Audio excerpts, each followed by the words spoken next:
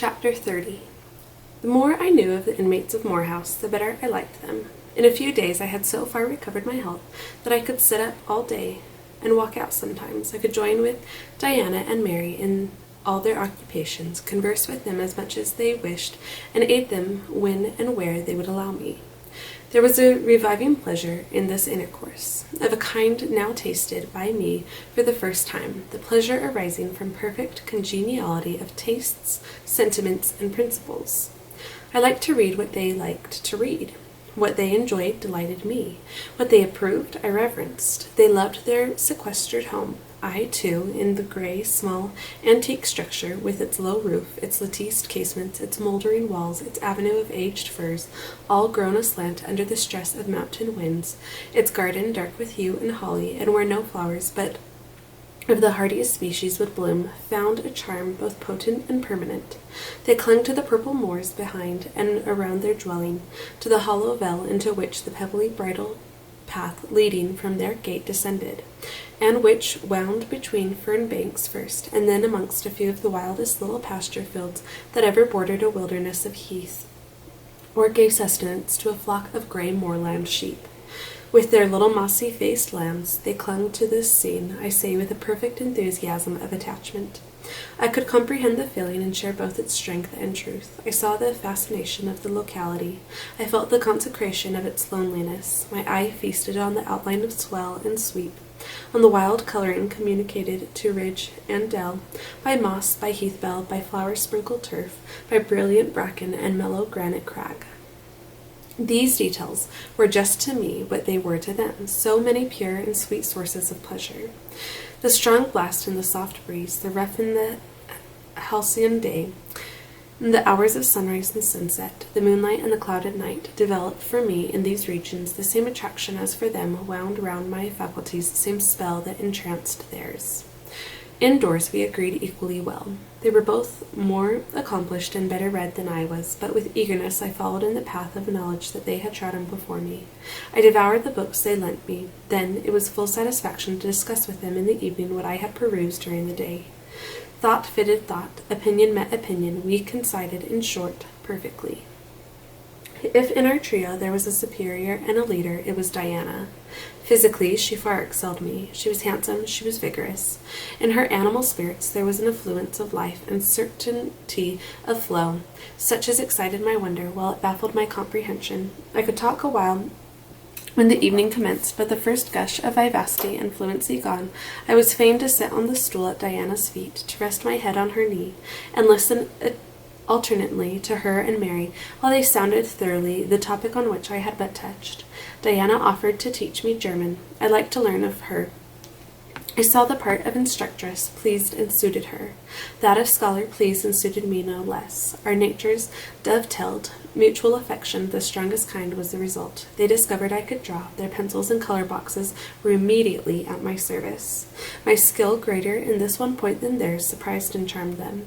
Mary would sit and watch me by the hour together. Then she would take lessons, and a docile, intelligent, assiduous pupil she made. Thus occupied and mutually entertained, days passed like hours, and weeks like days.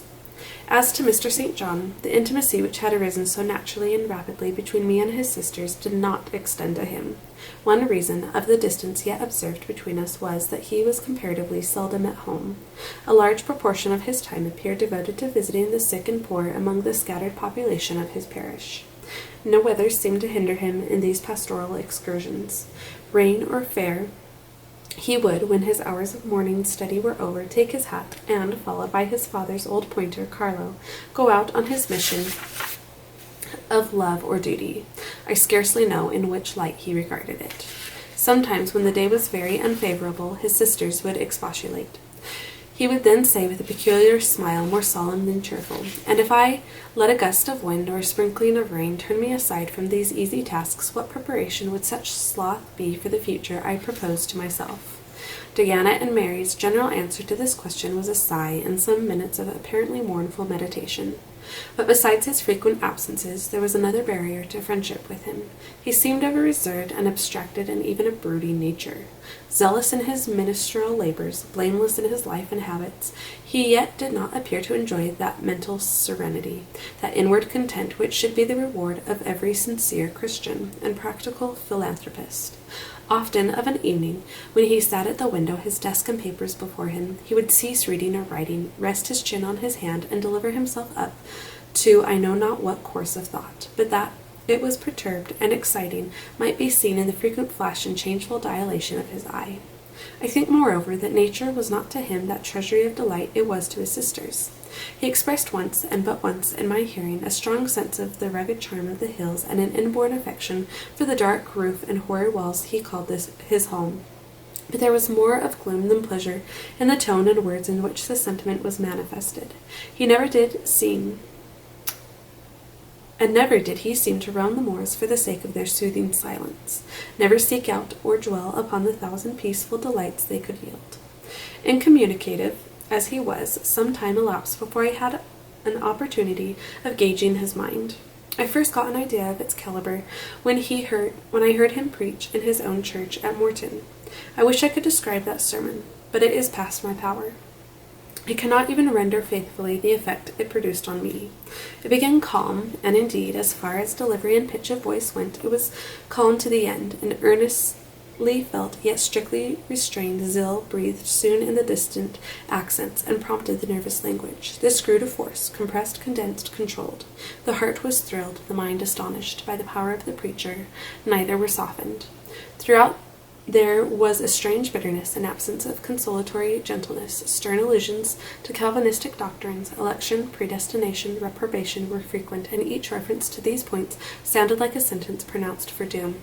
When he had done, instead of feeling better, calmer, more enlightened by his discourse, I experienced an inexpressible sadness, for it seemed to me, I know not whether equally so to others, that the eloquence to which I had been listening had sprung from a depth where lay turbid dregs of disappointment, where moved troubling impulses of insatiate yearnings and disquieting aspirations. I was sure St. John Rivers, pure-lived, conscientious, zealous as he was, had not yet found that peace of God which passeth all understanding. He had no more found it, I thought, than had I. With my concealed and racking regrets for my broken idol and lost Elysium, regrets to which I have latterly avoided referring, but which possessed me and tyrannized over me ruthlessly. Meantime, a month was gone. Diana and Mary were soon to leave Moor House and return to the far different life and scene which awaited them as governesses in a large fashionable south of England city, where each held a situation in families by whose wealthy and haughty members they were regarded only as humble dependents, but who neither knew nor sought one of their innate excellences, and appreciated only their acquired accomplishments as they appreciated the skill of their cook or the taste of their waiting woman. Mr. St. John had said nothing to me yet about the employment he had promised to obtain for me, yet it became urgent that I should have a vocation of some kind. One morning, being left alone with him a few minutes in the parlor, I ventured to approach the window recess, which his table, chair, and desk consecrated as a kind of study. And I was going to speak, though not very well knowing in what words to frame my inquiry, for it is all times difficult to break the ice of reserve glassing over such nature as his, when he saved me the trouble by being the first to commence a dialogue. Looking up as I drew near, "You have a question to ask of me?" he said. "Yes, I wish to know whether you have heard of any service I can offer myself to undertake. I found or devised something for you 3 weeks ago, but as you seemed both useful and happy here, as my sisters had evidently become attached to you, and your society gave them unusual pleasure, I deemed it inexpedient to break in on your mutual comfort till their approaching departure from Marsh End should render yours necessary." "And they will go in 3 days now?" I said. "Yes, and when they go, I shall return to the parsonage at Morton. Hannah will accompany me, and this old house will be shut up."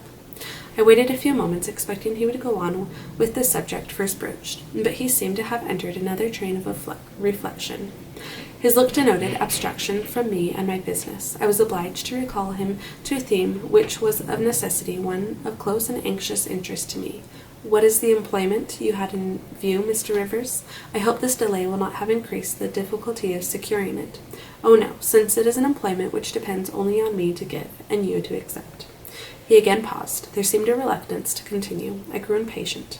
A restless movement or two, and an eager and exacting glance fastened on his face, conveyed the feeling to him as effectually as words could have done, and with less trouble. "You need to be in no hurry to hear," he said. "Let me frankly tell you. I have nothing eligible or profitable to suggest. Before I explain, recall, if you please, my notice clearly given that if I help you, it must be as the blind man would help the lame. I am poor, for I find that, when I have paid my father's debts, all the patrimony remaining to me will be this crumbling grange, the row of scathed firs behind, and the patch of moorish soil, with the yew trees and holly bushes in front. I am obscure. Rivers is an old name, but of 3 sole descendants of the race, 2 earn the dependent's crest among strangers, and the 3rd considers himself an alien from his native country, not only for life but in death, yes, and is bound to deem himself honored by the lot, and aspires but after the day when the cross of separation from fleshly ties shall be laid on his shoulders, and when the head of that church militant, of whose humblest members he is one, shall give the word, 'Rise, follow me.'" St. John said these words as he pronounced his sermons, with a quiet, deep voice, with an unflushed cheek and a coruscating radiance of glance. He resumed, "And since I am myself poor and obscure, I can offer you but a service of poverty and obscurity. You may even think it degrading, for I see now your habits have been what the world calls refined, your tastes lean to the ideal, and your society has at least been amongst the educated. But I consider that no service degrades which can better our race.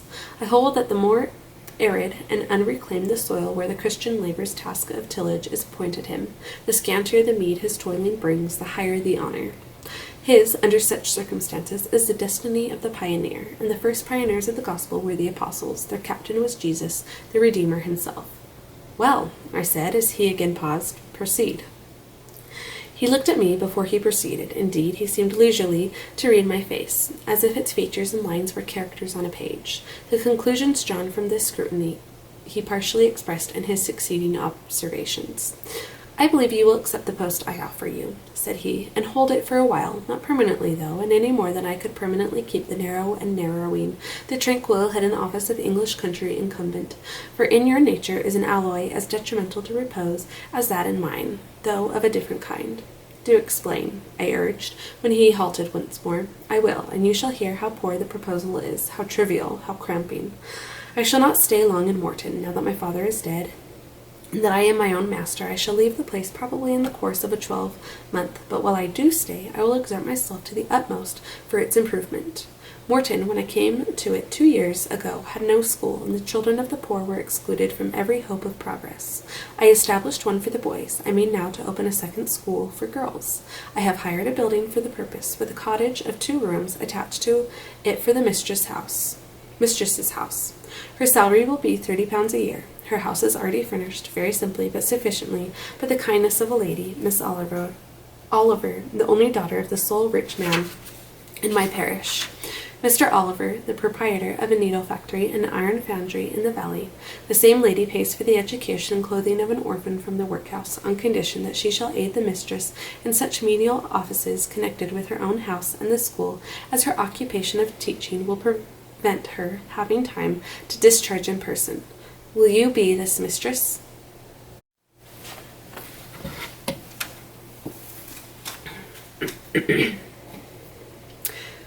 He put the question rather hurriedly. He seemed half to expect an indignant or at least a disdainful rejection of the offer. Not knowing all my thoughts and feelings, though guessing some, he could not tell in what light the lot would appear to me. In truth, it was humble, but then it was sheltered, and I wanted a safe asylum. It was plodding, but then, compared with that of a governess in a rich house, it was independent, and the fear of servitude with strangers entered my soul like iron. It was not ignoble, not unworthy, not mentally degrading. I had made my decision. "I thank you for the proposal, Mr. Rivers, and I accept it with all my heart." "But you comprehend me," he said. "It is a village school. Your scholars will be only poor girls, cottagers' children, at the best farmers' daughters. Knitting, sewing, reading, writing, ciphering will be all you will have to teach. What will you do with your accomplishments? What with the largest portion of your mind, sentiments, tastes? Save them till they are wanted. They will keep. You know what you undertake then." "I do." He now smiled, and not a bitter or a sad smile, but one well pleased and deeply gratified. "And when will you commence the exercise of your function?" I will go to my house tomorrow and open the school if you like next week. Very well, so be it. He rose and walked through the room. Standing still, he again looked at me. He shook his head. What do you disapprove of, Mr. Rivers? I asked. You will not stay at Morton long. No, no. Why? What is your reason for saying so? I read it in your eye. It is not of that description which promises the maintenance of an even tenor in life. I am not ambitious. He started at the word ambitious. He repeated, No, what made you think of ambition? Who is ambition? I know I am, but how did you find it out? I was speaking of myself. Well, if you are not ambitious, you are, he paused. What? I was going to say impassioned, but perhaps he would have misunderstood the word and been displeased. I mean that human affections and sympathies have a most powerful hold on you. I am sure you cannot long be content to pass your leisure in solitude and devote your working hours to a monotonous labor wholly void of stimulus, any more than I can be content, he added with emphasis. To live here, buried in morass, pent in with mountain, my nature that God gave me, contravened my faculties, heaven bestowed, paralyzed, made useless. You hear now how I contradict myself, I, who preached contentment with a humble lot, and justified the vocation even of hewers of wood and drawers of water in God's service, I, his ordained minister, almost rave in my restlessness. Well, propensities and principles must be reconciled by some means. He left the room. In this brief hour I had learned more of him than in the whole previous month. Yet still he puzzled me. Diana and Mary Rivers became more sad and silent as the day approached for leaving their brother in their home. They both tried to appear as usual, but the sorrow they had to struggle against was one that could not be entirely conquered or concealed. Diana intimated that this would be a different parting from any they had ever yet known. It would probably, as far as St. John was concerned, be a parting for years. It might be a parting for life. He will sacrifice all to his long-framed resolves, she said, natural affection and feelings more potent still. St. John looks quiet, Jane, but he hides a fever in his vitals. You would think him gentle, yet in some things he is inexorable as death. And the worst of it is, my conscience will hardly permit me to dissuade him from his severe decision. Certainly, I cannot for a moment blame him for it. It is right, noble, Christian, yet it breaks my heart. And the tears gushed to her fine eyes. Mary bent her head low over her work. We are now without father. We shall soon be without home and brother, she murmured. At that moment a little accident supervened which seemed decreed by fate purposely to prove the truth of the adage that misfortunes never come singly, and to add to their distress the vexing one of the slip between the cup and the lip. St. John passed the window, reading a letter. He entered. Our Uncle John is dead, said he. Both the sisters seemed struck, not shocked or appalled. The tidings appeared in their eyes rather momentous than afflicting. Dead? Repeated Diana. Yes. She riveted a searching gaze on her brother's face. And what then? She demanded in a low voice. What then, Di? He replied, maintaining a marble immobility of feature. What then? Why, nothing. Read. He threw the letter into her lap. She glanced over and handed it to Mary. Mary perused it in silence and returned it to her brother. All three looked at each other, and all three smiled, a dreary, pensive smile enough. Amen, we can yet live, said Diana at last. At any rate, it makes us no worse off than we were before, remarked Mary. Only it forces rather strongly on the mind the picture of what might have been, said Mr. Rivers, and contrasts it somewhat too vividly with what is. He folded the letter, locked it in his desk, and then went out. For some minutes no one spoke. Diana then turned to me. Jane, you will wonder at us and our mysteries, she said, and think us hard-hearted beings, not to be more moved at the death of so near a relation as an uncle. But we have never seen him or known him. He was my mother's brother. My father and he quarreled long ago. It was by his advice that my father risked most of his property in the speculation that ruined him. Mutual recriminations passed between them. They parted in anger and were never reconciled. My uncle engaged afterwards in more prosperous undertakings. It appears he realized a fortune of 20,000 pounds. He was never married and had no near kindred but ourselves and one other person, not more closely related than we. My father always cherished the idea that he would atone for his error by leaving his possessions to us. That letter informs us that he has bequeathed every penny to the other relation, with the exception of 30 guineas, to be divided between St. John, Diana, and Mary Rivers, for the purchase of 3 mourning rings. He had a right, of course, to do as he pleased, and yet a momentary damp is cast on the spirits by the receipt of such news. Mary and I would have esteemed ourselves rich with 1,000 pounds each, and to St. John such a sum would have been valuable, for the good it would have enabled him to do. This explanation given, the subject was dropped and no further reference made to it by either Mr. Rivers or his sisters. The next day I left Marshend for Morton.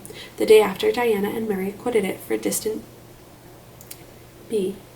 In a week, Mr. Rivers and Hannah repaired to the parsonages, and so the old Grange was abandoned.